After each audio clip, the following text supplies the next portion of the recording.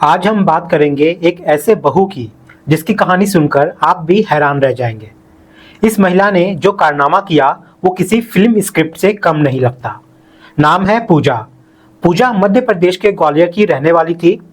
करीब 11 साल पहले उसकी पहली शादी ओरोछा के रमेश नामक युवक से हुई थी। लव मैरिज के शुरुआती दिन अच्छे भी थे, लेकिन समय के साथ पूजा की डिमांड्स जो है वो बढ़ने लगती है। रमेश की आमदनी से वो संतुष्ट नहीं थी। झगड़े बढ़ने लगते हैं और पूजा का गुस्सा चरम सीमा में पहुंचने लगता है। उसने पैसा बचा बचा कर एक सुपारी किलर को हायर किया और रमेश पर गोली चलवा दी।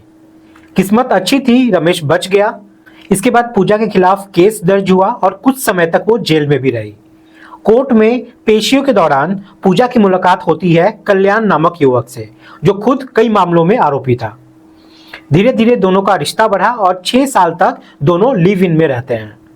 बताया जाता है कि दोनों ने मंदिर में शादी भी की थी, लेकिन कानूनी रूप से कुछ यहाँ पे अभी फिलहाल दर्ज नहीं है। 6 साल बाद कल्याण की एक रोड एक्सीडेंट में मौत हो जाती है, जो आज भी रहस्य बना हुआ है कि उसका मौत का कारण क्या था। अब कल्याण की मौत के बाद पूजा को आर्थिक सहारे की जरूरत पड़ी और इसी दौरान उसका नाता जुड़ जाता है कल्याण के बड़े भाई संतोष से, जो कि पहले से ही शादीशुदा था।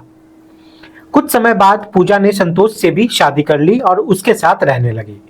अब इस रिश्ते से एक बेटी भी होती है उसे, लेकिन दूसरी तरफ संतोष की पहली पत्नी नगीना के साथ उसके झगड़े बढ़ जाते हैं। ये देखते हुए पूजा मायके चली जाती है। मायके से पूजा ने मांग रखी कि उसे खर्चा पानी दिया जाए या फिर कल्याण की 8 बीघा जो जमीन है वो दे दी जाए। अब संतोष और उसके पिता यानी पूजा के ससुर को इसके लिए कोई दिक्कत नहीं थी, वो तैयार हो गए थे, लेकिन सास सुशीला देवी ने साफ साफ मना कर दिया। उनका कहना था कि जमीन उसके नाम की है तो वो पूजा को कुछ भी यहाँ पे नहीं देगी।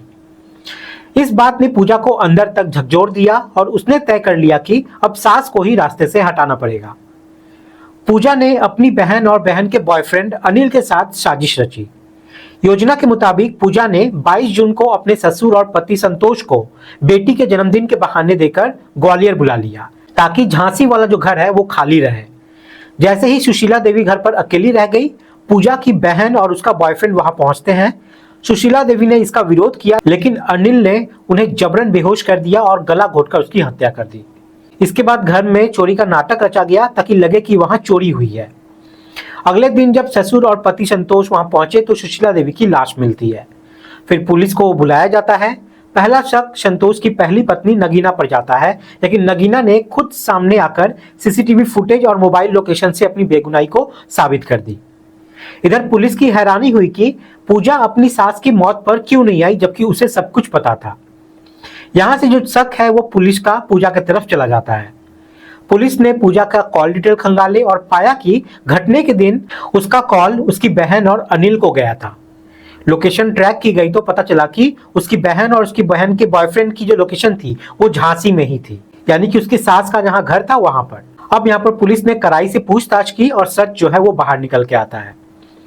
पूजा और उसके साथियों ने स्वीकार किया कि हत्या उन्होंने ही करवाई है, प्रॉपर्टी की लालच में।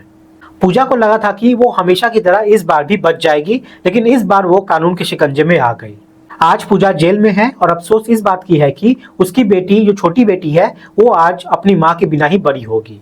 लेकिन वही संतोष ने यह ऐलान किया है कि वो अपनी बेटी की परवरिश वो खुद करेंगे और अच्छे से करेंगे। तो ये थी कहानी उस बहू की जिसकी नीयत में प्यार नहीं लालच था।